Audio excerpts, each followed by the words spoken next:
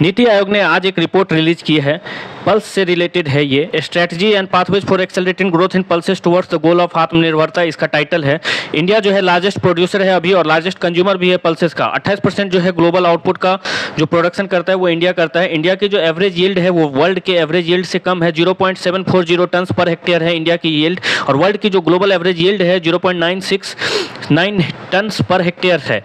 Problems ये है pulse related sector से, पल्स के प्रोडक्शन में, कि फार्मर्स जो हैं जनरली अब शिफ्ट कर रहे हैं मोर प्रॉफिटेबल क्रॉप्स की तरफ, जैसे बनाना है, कॉटन है, शुगर केन है, सोयाबीन है, इन सब की तरफ शिफ्ट कर रहे हैं। साथ साथ 80% जो पल्स ग्रोइंग एरिया जो है वो रेन वाटर पे डिपेंडेंट है। नीति आयोग का जो रोड मैप है वो कहता है कि वन साइज फिट अप्रोच जो है उसको अब डिस्कार्ड किया जाए और टेलर्ड इंटरवेंशन जो है हम डिफरेंट स्टेट्स एंड डिस्ट्रिक्ट के अकॉर्डिंग वो लेंगे।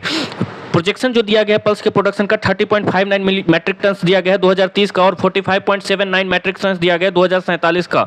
One block one seed village की भी बात की गई है।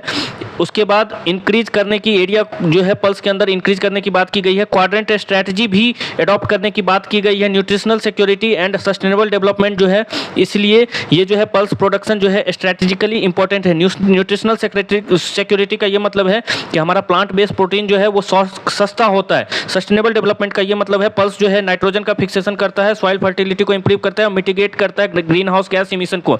टेक्नोलॉजी एडॉप्टेशन जो होगा वो भी बात की गई है। डिफरेंट एग्रो इकोलॉजिकल जोन्स जो है उसके अकॉर्डिंग जो है हम वहाँ की टेक्नोलॉजी को अडेप्ट करेंगे। सीड क्वालिटी एंड डिस्ट्रीब्यूशन की बात की गई है। आत्मनिर्भर बनाने की बात की गई है पल्स के प्रोडक्शन में।